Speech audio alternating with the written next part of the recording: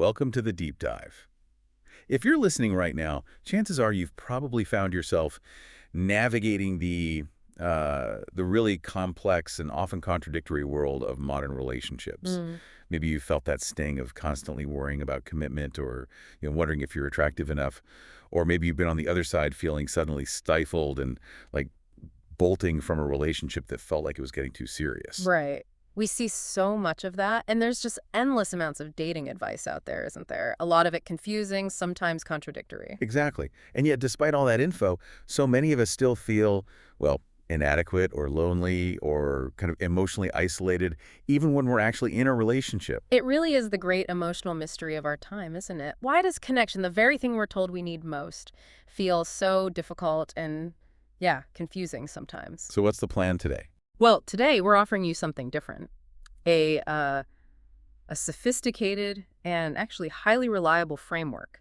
Think of it as a shortcut, really, to mastering one of the most predictive systems for understanding relationship behavior, adult attachment theory.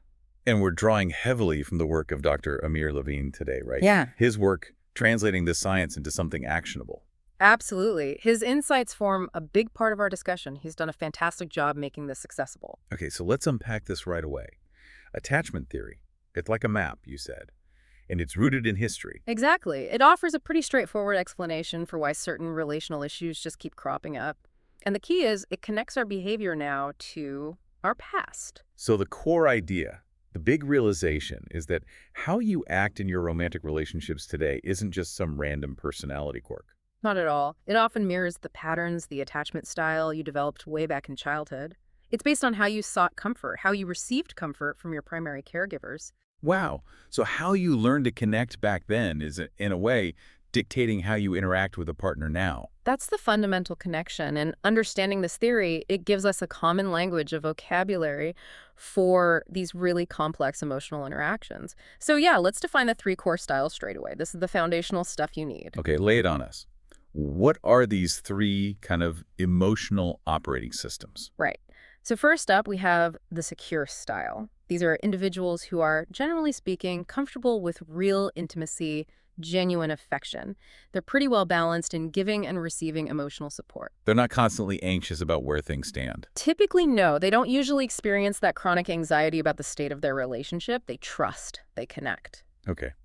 Style number 2. Next is the anxious style.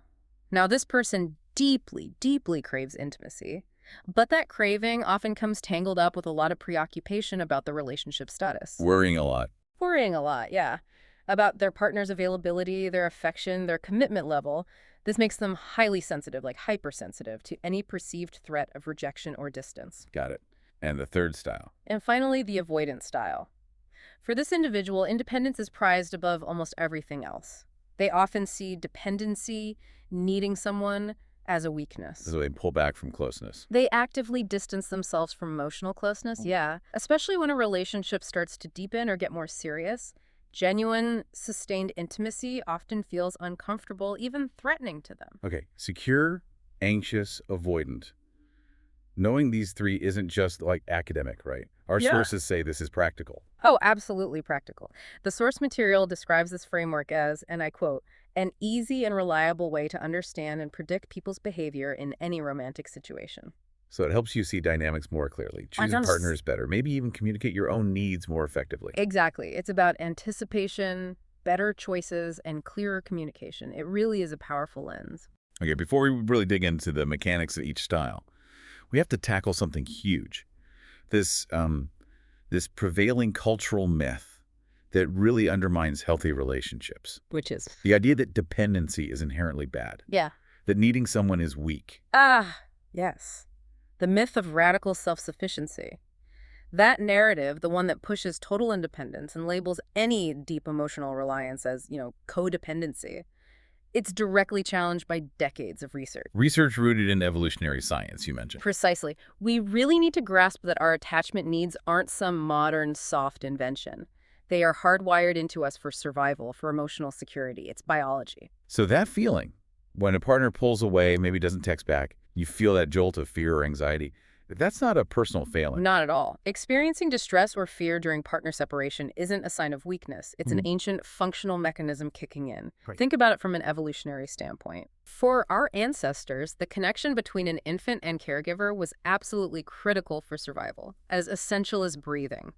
If the infant cried, signaled distress, and the caregiver responded reliably, survival rates went way up. Right. That makes sense. Protection, food. Exactly. And that deep-seated biological mechanism, the one that drives us to seek proximity and reassurance when we feel threatened or alone, it doesn't just vanish when we grow up. You just transfer it. We transfer that primary attachment need from a parent or caregiver onto a romantic partner in adulthood. The need remains. But we're constantly bombarded with this narrative, aren't we? Be totally self-sufficient, the lone wolf, the strong hero who needs no one. Mm-hmm. And that narrative can be deeply destructive when we try to apply it rigidly to intimate relationships. The sources actually use a great example, this reality TV couple, Karen and Tim. Oh, yeah. Tell us about them. What happened? So Karen and Tim were in this high-stress competitive race, like the Amazing Race kind of thing. Karen was under significant duress, really stressed out. Her natural attachment system activated. Meaning she needed comfort, reassurance. Exactly. She specifically needed Tim to provide physical reassurance. She asked him to hold her hand. That was her biological system seeking regulation. And Tim. Tim, well, he was operating from that place of fierce focus and independence first. He resisted. He actually felt she was being needy, distracting him from the competition. Oh, wow. So he saw her need as a hindrance. He did. And the really sad part, Karen internalized his reaction. She ended up believing her own need for comfort was a flaw, something that maybe even cost them the race. She felt her emotional needs were secondary, a problem. But the attachment research says Tim's reaction was actually counterproductive. Completely counterproductive. By refusing that simple reassurance, he failed to recognize the immediate biological power of that physical connection. If he had just held her hand, given her a quick hug, It would have calmed her down. significantly, it would have lowered her physiological stress response, calmed her nervous system right down, and probably fostered connection, which, ironically, would likely have improved their overall performance by allowing her to regain focus and feel supported. So trying to be fiercely self-sufficient under pressure actually backfires. It often does in relational contexts. It hinders our ability to cope effectively and succeed together. This ties directly into what Bowlby, the pioneer of attachment theory, called the dependency paradox, right? Yes, exactly. And this paradox is really transformative for how we view relationships. It basically states that people who effectively depend on each other. Meaning they rely on their partners for genuine support and connection. Right. Those people tend to become more independent and confident individuals outside the relationship. Wait, hang on. You become more independent by being more dependent. That sounds paradoxical. How does that work? It does sound counterintuitive, but think of it like this. When you know deep down that you have a reliable, emotionally responsive partner, a consistent source of support, you possess what the theory calls a secure base for grown-ups. A secure base. Secure base. Yeah. This is the absolute key. You're not constantly draining your mental and emotional energy, worrying about whether the relationship is stable, whether your partner is really there for you. So that frees up mental space. Precisely.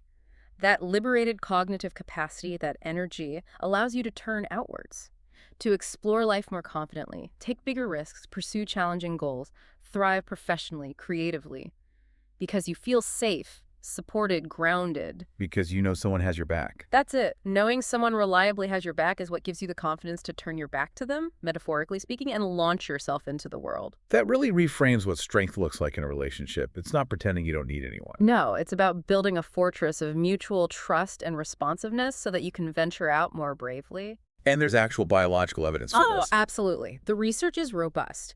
Physiological studies, some using fMRI brain scans, clearly show that simple physical proximity and gestures of reassurance, like holding a partner's hand during a stressful task, significantly reduce stress responses in the brain. Like, it calms down the threat centers. Exactly. It often dials down activation in areas like the amygdala, the brain's threat detector. This need for connection, this dependency, isn't something we can just think our way out of. It's a physiological reality. And it impacts our health, too. Critically, it underpins emotional stability and, yes, physical health. Chronically unsatisfying or insecure relationships create constant tension, which carries real health risks over time, whereas quality, secure relationships act as a buffer, genuinely bolstering our overall well-being. Okay, so we've established that seeking connection, Needing someone is fundamentally healthy and even makes us stronger. Now let's apply that understanding as we decode the three attachment styles in more detail. The sources make a really important point here. Attachment styles are generally stable, but plastic. Yes, that's crucial. You likely have a core style, a default way of relating, but it's not set in stone forever. Change is possible. And that plasticity is where the hope lies, right? Absolutely. Research suggests that, on average, maybe 1 in 4 people actually change their dominant attachment style over about a 4-year period. Wow, that's quite a few. It is. But here's the catch. For most people, that shift happens unconsciously, maybe triggered by a major life event, or perhaps getting into a relationship with a very secure partner who models different behavior. So our goal here with this deep dive is to help people make that change consciously. Exactly. To understand the patterns and make deliberate choices. And the very first step, laid out clearly in the sources, is self-assessment. You need to figure out where you generally fall on those two key spectrums, attachment anxiety and attachment avoidance. You can't fix the problem if you don't know your starting point. Precisely. Okay, let's start with the anxious style. The sources describe this as living with a sixth sense for danger in relationships. That's a good way to put it. The core conflict for someone with an anxious attachment style is really profound. On the one hand, they intensely crave deep closeness and intimacy. But at the same time, they harbor this deep-seated fear that their partner will inevitably lose interest, pull away, or abandon them, or just won't be as invested in the closeness as they are. This puts them in a state of constant vigilance. Vigilance for what exactly? What's going on inside? Internally, they possess what we call a super-sensitive attachment system. Think of it like an internal alarm system that's calibrated way too high. So it gets triggered easily. Very easily. Even minor potential relationship threats, maybe a text message that takes a bit longer to arrive, a slightly off tone of voice, a partner seeming distracted. These small cues can instantly trigger a full-blown distress response. Fear, anxiety, worry. But are they good at reading people? Often, yes. They can be excellent at picking up microexpressions, subtle shifts in moods, social cues. They're highly attuned. But the problem is, because their system is always on high alert, they're prone to misinterpreting things. Seeing threats, or maybe there aren't any. Exactly. They might jump to catastrophic conclusions, reading rejection or disinterest into neutral or even benign interactions. It sounds exhausting, like living with a smoke detector that goes off every time you make toast. That's a good analogy. And when that alarm goes off, they tend to use what the theory calls activating strategies and protest behavior. Okay, what do those look like in the real world? Well, activating strategies are the internal thoughts or outward actions they use to try and close that perceived emotional distance and get reassurance to feel secure again. Internally, what's happening? Obsessing. Yeah, internally it can manifest as obsessive thoughts about the partner, constantly replaying interactions, maybe romanticizing the partner's good qualities to justify the intense need for connection, feeling intense anxiety when they're apart. And outwardly. Yeah. What are the protest behaviors? Protest behaviors are often these sometimes indirect or even manipulative ways to get the partner's attention and gauge their investment. Rad. Trying to make contact excessively, texting, calling repeatedly, maybe withdrawing emotionally themselves, like giving the silent treatment, or threatening to leave, sort of like slamming a door emotionally to see if the partner will chase after them, or sometimes trying to make the partner jealous. The whole point is to get a reaction, to pull the partner back in and calm down that internal alarm. Precisely, to alleviate their own activated distress. And this leads to something the sources call potentially the most destructive pattern for someone with an anxious style, the trap of passion. Yes, this is such a critical insight. Anxious individuals often, tragically, confuse the intense, volatile, up-and-down roller coaster feeling of an activated attachment system for genuine passion or deep romantic love. So the anxiety itself feels like love. It can, yeah. Especially when they date someone who is emotionally unavailable or, say, has an avoidance style.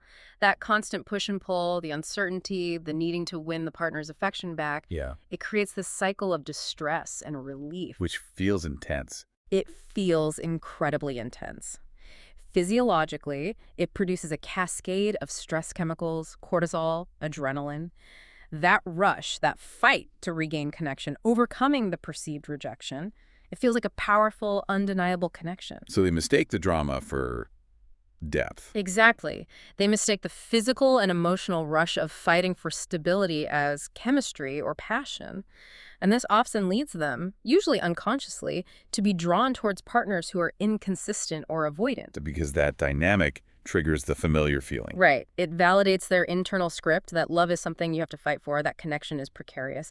And conversely, a relationship with someone secure, which is calm, consistent, reliable, that can feel boring. Like there's a lack of passion because the alarm system is constantly going off. Precisely. They confuse drama with destiny and stability with apathy. Okay, so for anyone listening who recognizes this pattern in themselves, what are the most powerful, actionable strategies the sources recommend? What can they start doing differently? Based on the material, there are 4 really key strategies. Number 1. First, acknowledge and accept your true relationship needs. Stop buying into that myth that you're too needy. Needing intimacy, availability, clear communication, these are valid, essential needs for your well-being. Own them. Okay, stop apologizing for needing connection. Number 2. Second, recognize and rule out avoidant prospects early. Learn the signs, the smoking guns, things like inconsistent communication, being vague about the future, pulling away sharply after moments of closeness, maybe focusing on your minor flaws very early on. Don't hang around hoping they'll change. Exactly. Don't invest months or years waiting for a fundamental shift that's unlikely to happen. Cut your losses early if the pattern is clear. Makes sense. Third strategy. Third, adopt the abundance philosophy, especially in the early stages of dating. Keep your options open. Seriously consider dating multiple people casually at the same time. Why does that help? It helps reduce the intense, sometimes obsessive focus on any one person.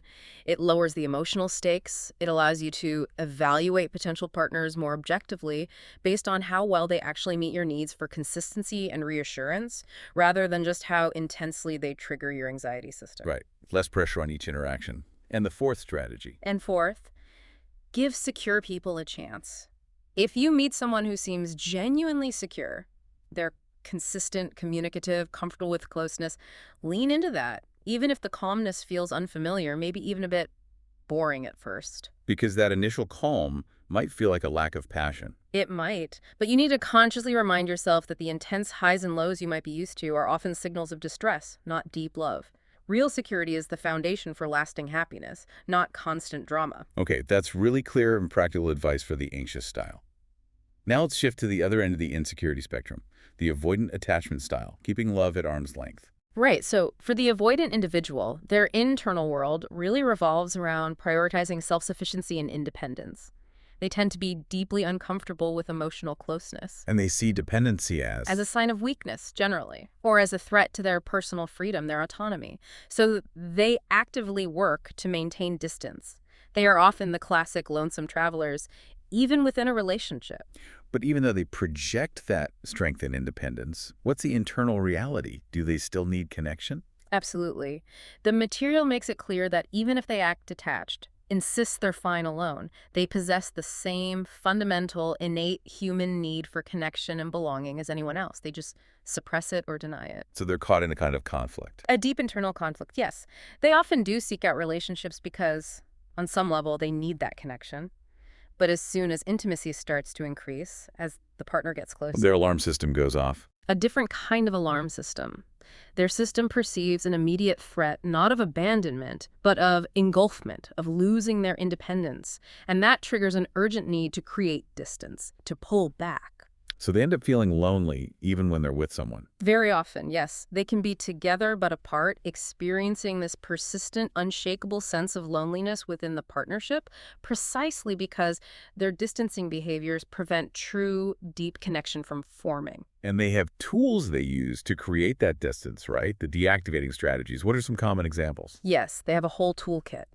These are often subtle mechanisms that effectively suppress their own attachment needs and keep partners at arm's length. One classic strategy is focusing intensely on a partner's minor flaws. Nitpicking. Exactly. The research calls it seeing the worm instead of the apple. They'll latch on to trivial imperfections, the way their partner eats, talks, laughs, dresses, and mentally use these flaws to justify keeping emotional distance or deciding the person isn't the one. It protects them from getting too close. What else? Another very common one is the idealization of the phantom ex. This could be a real person from the past, or even someone they dated briefly, or sometimes even a completely fictional ideal. And they hold this person up as perfect. They hold this unattainable person up as this impossibly perfect standard. And the function of that is to undermine the viability of the current real available relationship. No actual person can ever measure up to the phantom. Ensures nobody gets too close. They also avoid commitment talk, right? Mm, Defining the relationship. absolutely. Resisting labels like boyfriend or girlfriend, avoiding serious talks about the future, being hesitant to move in together, sometimes even minimizing the partner's importance in public settings. Right. These are all classic deactivating strategies. And do they see how they contribute to relationship problems if they're always pushing people away? That's the tricky part. They often don't. They tend to externalize the blame. They'll attribute the relationship struggles entirely to the partner being too needy, too demanding, or having flaws, rather than recognizing their own distancing behaviors as the root cause. Because they can't acknowledge their own need for connection. Precisely. Because they often suppress or deny their own fundamental need for closeness, they can't easily accept that their suppression of that need is actually the source of their own chronic dissatisfaction and the relationship problems. This makes it really hard for them to recognize the pattern or seek help. Okay, that paints a clear picture of the avoidance style. Now let's turn to the goal, the gold standard. Secure attachment style, getting comfortably close. Yes, the secure style. Secure individuals aren't necessarily perfect people, but in terms of relationships, they are the success stories. They consistently report the highest levels of relationship satisfaction and stability. And their success isn't about specific personality traits, like being outgoing or quiet. No, not necessarily. Secure attachment isn't defined by outward personality. It stems from an inherent capacity for genuine emotional responsiveness, effective communication, and a comfort with both intimacy and autonomy. They balance it well. And they actually seem to make their partners better off too, something called the buffer effect. Yes, this effect is really remarkable. Research shows that secure individuals don't just thrive themselves, their stability and responsiveness create a kind of positive emotional environment, a buffering effect that demonstrably raises their insecure partner's relationship satisfaction and overall emotional functioning. Wow, so just being with a secure person can help an anxious or avoidant partner feel and act more secure. It can significantly help, yes. They model healthy behavior, they're comfortable with intimacy, they communicate effectively and directly, they're mentally flexible, usually quick to forgive, and they just don't play games. No manipulation, no passive aggression, they're generally straightforward and emotionally available. So they don't get sucked into that anxious avoidant dance we talked about. Not typically, no. They have healthier instincts. They tend to instinctively gravitate towards partners who reciprocate that responsiveness and availability. And conversely, they tend to quickly lose interest in or dismiss potential partners who send confusing, inconsistent, or emotionally unavailable signals. Their alarm system is appropriately calibrated, doesn't go off unnecessarily. Exactly. Their attachment system isn't easily activated by minor things. They assume goodwill. However, there's a really important warning here for anyone who identifies as secure. What's that? If you, as a generally secure person, find yourself consistently feeling agitated, unusually jealous, anxious, or on edge in a specific relationship, pay very close attention to that feeling. Why? What does it signify? For a secure person whose system is usually calm, experiencing that kind of chronic activation is a profound red flag. It's a significant sign that the dynamic itself is unhealthy or that the partner is genuinely a poor match, perhaps avoidant or highly inconsistent. A secure person needs to trust that gut feeling and investigate it immediately, not dismiss it. Okay, we've defined the players. Secure, anxious, avoidant. Now let's look at what happens, the kind of chaos that ensues when the two insecure styles get together. This is the infamous anxious avoidant trap. Yes, the trap. Yeah. It's this dynamic where two people, both of whom likely genuinely want love and connection, end up engaging in a pattern that almost guarantees chronic dissatisfaction and emotional turmoil for both of them. What's the core mechanism? Why is it so volatile? It comes down to perfectly incongruent, opposing needs for intimacy. The anxious partner, craving closeness and reassurance, tries to pull the relationship closer, seeks more connection, more commitment. Which triggers the avoidant partner. Immediately, that pursuit of closeness activates the avoidant partner's deep fear of engulfment and loss of independence. So their instinctive reaction is to withdraw, create distance, assert their autonomy. And that withdrawal. That withdrawal directly triggers the anxious partner's deepest fear, the fear of abandonment. So their anxiety spikes, intensifying their pursuit, their attempts to reconnect. Which just makes the avoidant partner pull back even further. Exactly. It becomes this vicious self-fueling cycle. Pursuit triggers withdrawal, withdrawal triggers more intense pursuit. Both partners end up feeling chronically misunderstood, frustrated, and dissatisfied, even if they stay together for years, stuck in this pattern. Let's look at the case studies from the sources. They really illustrate how this plays out over seemingly small things. Tell us about Janet and Mark and the washing machine. Right, Janet and Mark. Janet had an avoidant style, Mark an anxious one. They had this huge fight that, on the surface, was about whether or not to buy a washing machine. Seemed pretty mundane. Totally mundane. Mark, yearning for more shared life and domestic intimacy, really wanted the machine so they could do laundry together at home, build that shared space. Janet fiercely resisted. She insisted on continuing to trek to her sister's house to do laundry, even though it was much less convenient. So the fight wasn't really about the washing machine at all. Not fundamentally. It was a proxy war. The washing machine symbolized closeness and shared domesticity for Mark. For Janet, not having the machine, needing to go to her sister's, represented maintaining an escape route, a sphere of independence separate from Mark.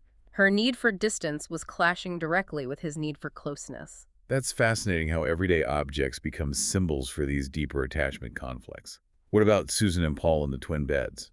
Another classic example. Susan, anxious, and Paul, avoidant, were on what was supposed to be a romantic getaway. Susan was really craving physical closeness, that feeling of connection, especially at night. Paul insisted they get a hotel room with twin beds. Twin beds? Seriously, what was his reasoning? His rationale was that twin beds offered a better view from the room, which is, of course, a pretty transparent deactivating strategy. Right, a flimsy excuse to create physical distance. Exactly. He was minimizing Susan's clear need for physical and emotional connection by prioritizing something trivial like the view. Meanwhile, Susan's distress and insistence on sharing a bed wasn't just about sleeping arrangements. It stemmed directly from feeling rejected, from her attachment system desperately seeking reassurance and intimacy. And in both cases, the argument gets framed as being about laundry or views, when the real unspoken conflict is entirely about the acceptable level of intimacy and dependence. Precisely. They're fighting about closeness itself, but using objects or logistics as the battlefield. What are the core characteristics of this trap? What makes it so destructive over the long haul? The sources point to three major destructive elements. First, you get the roller coaster effect. Periods where the avoidant partner might briefly lower their defenses, allow some closeness, creating these intense emotional highs for the anxious partner. Followed by sudden, often inexplicable withdrawal as the avoidance anxiety about closeness kicks back in. This creates these jarring, unstable emotional peaks and valleys. It's exhausting. Okay, roller coaster. What else? Second, you often see stable instability, meaning the relationship somehow persists, sometimes for years or even decades, but chronic dissatisfaction, frustration, and unmet needs remain the constant baseline. They're stuck together, but perpetually unhappy. Wow, stable instability. That's a powerful phrase. And the third element? Third, and this is perhaps the most subtly damaging over time, the anxious partner generally loses more ground with each conflict cycle. To keep the peace, to avoid triggering the avoidance withdrawal, the anxious partner often ends up conceding. They accommodate the avoidance need for distance more and more. So they silence their own needs to keep the relationship afloat. They often do, yes. Which, paradoxically, reinforces the avoidant partner's distancing behavior because it works. They get the space they crave without having to truly address the intimacy issue. And these fundamental differences in intimacy needs, they don't just affect arguments, do they? They bleed into everything, the spillover effects. Absolutely. Intimacy differences are incredibly hard to compartmentalize. They spill over into every shared area of life, how you spend time together, social activities, decisions about money, parenting styles if kids are involved, planning for the future, even how you handle minor daily stresses. Because the core issue of closeness versus distance is always under the surface. It's always there. And because the avoidant partner often shuts down, gets defensive, or even hostile when the anxious partner tries to directly address the underlying intimacy issues, the relationship becomes gridlocked. You can't resolve the core conflict, so it ends up poisoning almost every other interaction. Okay, so recognizing the trap is a huge first step, but getting out, or maybe even preventing it, and actually changing these ingrained behaviors, that's the real work. How do we start building genuine security? The sources emphasize that the first, most powerful tool is learning effective communication. EC. Yes, EC is absolutely foundational. It's designed to do two main things for you, the learner. First, it helps you figure out much more quickly if a potential partner is actually capable of meeting your needs. It forces them to show their hand regarding emotional availability. It's a vetting tool. A very effective vetting tool, yes. And second, once you are in a committed relationship, EC is the primary way you ensure your valid emotional needs are understood and hopefully met. It's all about being direct, honest, vulnerable, but also completely non-accusatory. No more game playing, no more hinting. Exactly. Stop the protest behaviors, stop the subtle manipulations, start speaking clearly. Okay. The sources lay out 5 core principles for effective communication. These seem essential for anyone wanting to break these cycles. They really are. They sound simple, but they require real emotional bravery to put into practice consistently. What's the first principle? Number 1, wear your heart on your sleeve. This means being fundamentally honest and vulnerable about your feelings and needs. Don't hint, don't be passive-aggressive, don't play coy, hoping they'll guess what you need. If you need clarity, ask for clarity directly. If you feel hurt, say you feel hurt. Okay. Directness and vulnerability. Principle 2. Second, focus on your needs. This is crucial. Frame your communication in terms of your experience, your feelings, your needs. Use I statements. I feel X when Y happens, and I need Z. This prevents the other person from immediately feeling attacked or blamed. So instead of you never listen, it's I feel unheard when. Precisely. It keeps the focus on your internal state and what you require. Third principle, be specific. Avoid vague complaints like, I just wish we were closer, or you're always distant. Because that's hard to act on. Exactly. It's unhelpful. Instead, use concrete examples and make specific requests. I felt disconnected last night when we were watching TV and didn't talk much. I'd love it if we could set aside 20 minutes just to chat before we turn on a show. Specificity removes ambiguity and gives your partner something concrete to respond to. Makes sense. Principle 4. Fourth, don't blame. This goes hand in hand with focusing on your needs. Absolutely avoid accusatory language, generalizations like you always or you never, or character attacks. Stick to the specific behavior and how it made you feel. Focus on the action, not the person's character. Right. When you checked your phone while I was talking about the budget, I felt unimportant and anxious, not you're so rude and never pay attention to me. Huge difference in how that's likely to be received. Okay. And the 5th principle sounds particularly important for those with anxious attachment. It is. Number 5, be assertive and non-apologetic. This is vital. Many people, especially those with anxious tendencies, have been implicitly or explicitly told their needs are too much or needy. You have to internalize this.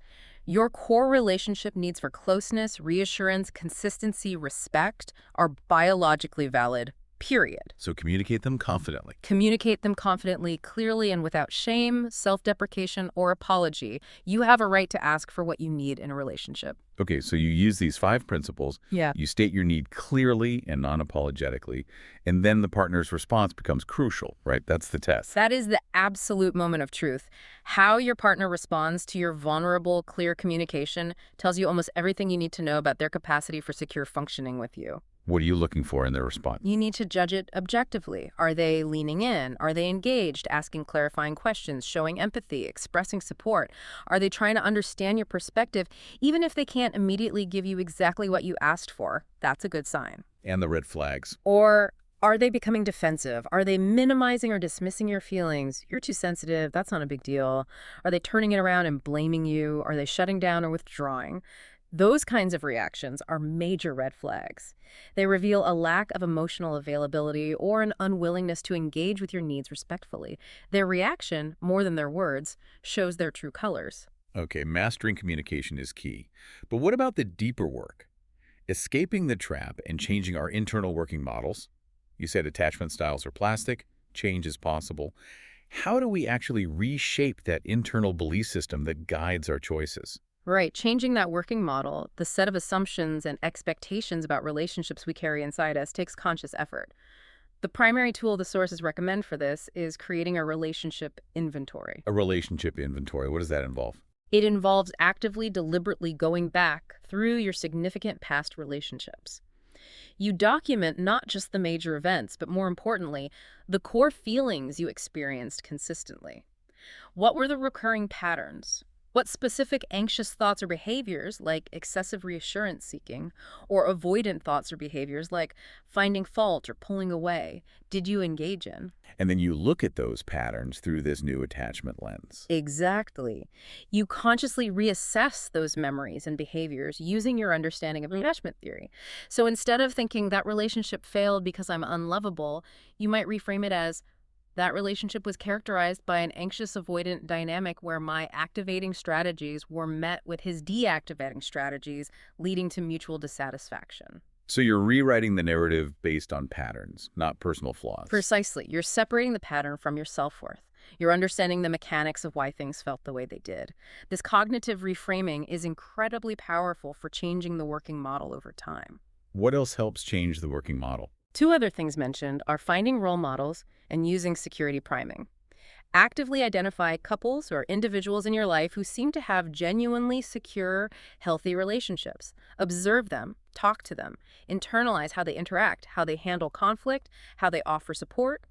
Learning by example and security priming. Security priming is about intentionally bringing to mind past experiences where you did feel safe, secure, connected, and valued in a relationship, maybe with a partner, a friend, a family member.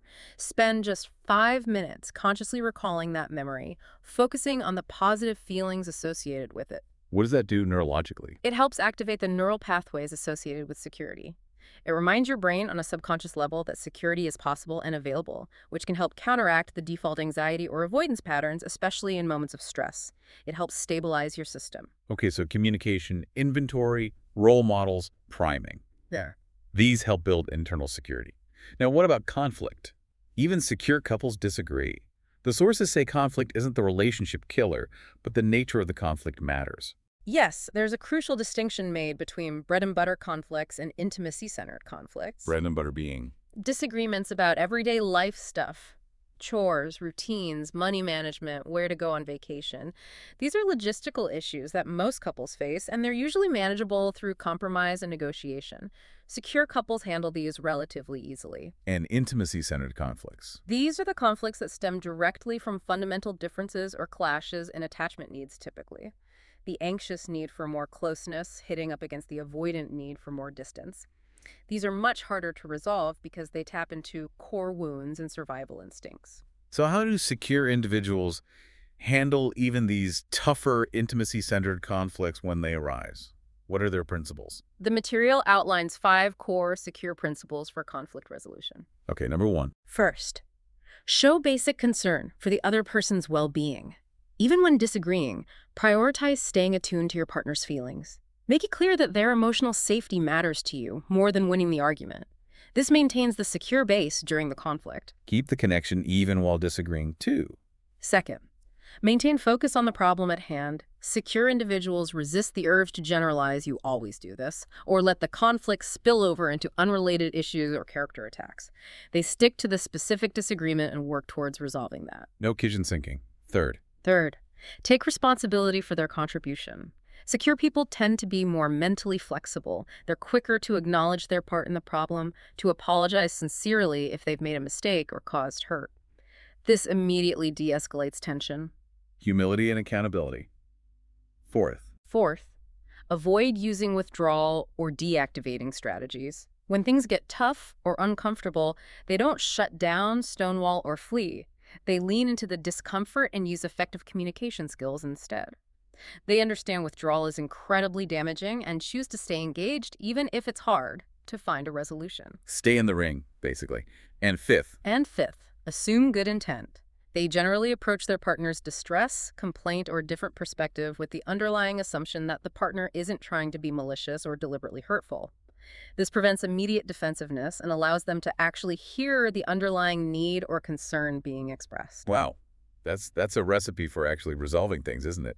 Address the issue while protecting the bond. It really is. It's about handling the disagreement constructively without damaging the core connection. But what if the relationship isn't just having conflicts, but has become genuinely toxic?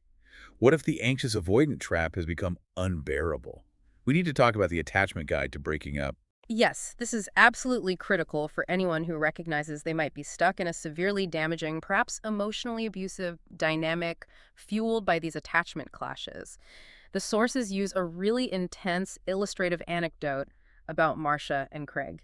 Tell us about them. What was happening? Craig consistently belittled Marcia, constantly compared her unfavorably to his idealized perfect ex, and really shockingly, started treating her like she was the enemy as soon as they got truly close and committed. He became critical, contemptuous. And Marcia was an intelligent person. Yes, that's the point. Marcia was emotionally intelligent, successful, not someone you'd think would put up with that.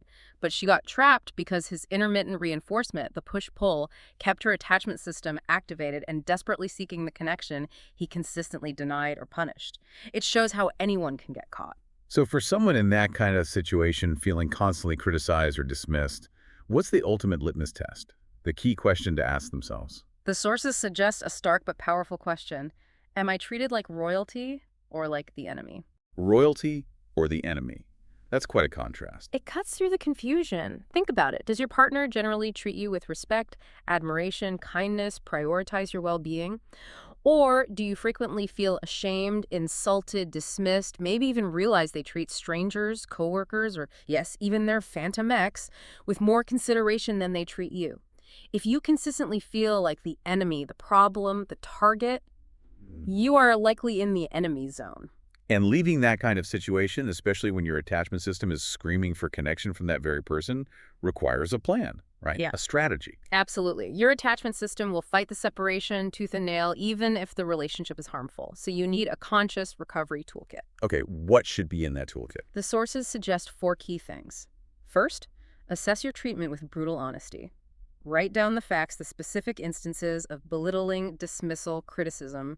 Don't minimize or rationalize the negative treatment. Look at the data. Confront the reality. Second, Second, build a support network in advance. Before you make the break, strengthen your connections with trusted friends, family, maybe a therapist. These people are crucial. They provide validation, perspective, and essential reality checks when your own brain tries to trick you into going back. you don't try to do it alone. Third, document your reasons for leaving. Keep a detailed, written list of all the reasons why the relationship is unhealthy, all the hurtful behaviors, the insults, the pain it caused. Why? Because when the intense emotional pain of detachment hits and it can feel physically painful, your brain will start to romanticize the past. Remember only the good moments. Nostalgia trap. Exactly. You need to refer back to your written list constantly during the difficult moments to combat that powerful, distorting nostalgia and remind yourself why you left. Okay. And fourth, Seek fulfillment of your core attachment needs from others. Intentionally lean on your support network, friends, family, mentors for connection, comfort, and reassurance. This helps stabilize your emotional system, minimizes the vacuum left by the lost relationship, and prevents your anxious system from desperately trying to reconnect with the source of the pain just to get any connection. wow. Okay, this deep dive into adult attachment theory has really given us, I think, a much clearer roadmap for decoding why we act the way we do in romance and why others do too. Let's just quickly recap the core actionable insights we've pulled out for you, the listener. Yeah, I think there are 4 main takeaways that stand out. First, really invest the time to understand your own primary attachment style. Anxious, avoidant, or secure. Self-awareness is step 1. Right. Know thyself. Second, fundamentally reject that cultural myth that dependency is weakness. Understand that healthy interdependence is biologically necessary, it's crucial for survival, and it actually fosters greater independence and resilience in the long run. The dependency paradox. Third takeaway. Third, make it a priority to seek out and cultivate relationships with secure partners. Recognize the signs of security consistency, responsiveness, comfort with intimacy, and value those qualities, even if they feel less exciting initially than insecure dynamics. Prioritize stability. And fourth, Make effective communication your go-to tool. Practice being direct, honest, vulnerable, specific, and non-apologetic about your needs in all your relationships. It's the key to both choosing well and thriving once committed. just understanding that people's sometimes really confusing or hurtful relationship behaviors are often predictable patterns based on attachment, not random acts of malice or proof that you're inadequate, that understanding alone feels like a huge gift. It really is. It takes away so much of the self-blame and confusion. It empowers you to stop feeling perpetually baffled or deficient and start making intentional, healthier choices that actually align with your deepest, most valid needs for connection. So knowing your style, knowing dependency is healthy, seeking security, communicating effectively. Mm. That's the path forward. That's the core path to more satisfying relationships. And if we connect this knowledge to the bigger picture, we know that forming these secure bonds isn't just about feeling happier in love. The research shows it leads to significantly better mental and physical health outcomes across the board. It impacts everything. It really does. But here's a final thought, something provocative maybe, that builds on what we've covered today. Okay, leave us with something to think about. If meeting our core attachment needs within a romantic partnership, having that secure base is biologically essential for us to achieve greater independence, focus, and overall well-being. If it truly helps us launch confidently into the world, how might that same principle apply elsewhere? You mean beyond romance? Yeah. Good. How might having that fundamental sense of security and support in our primary relationship influence our success and performance in other high-stakes areas of life? Like, how much more effectively can we pursue career goals, take creative risks, step into leadership roles when we know we have that stable, secure foundation at home? So the secure base isn't just for personal exploration. It might be a prerequisite for professional or creative thriving, too. It's something powerful to consider, isn't it? How foundational that feeling of relational security might be for unlocking potential in all areas of our lives. Definitely something profound to mull over. Thank you so much for unpacking all of that today. My pleasure. It's important stuff. Indeed it is. Thanks for joining us on The Deep Dive.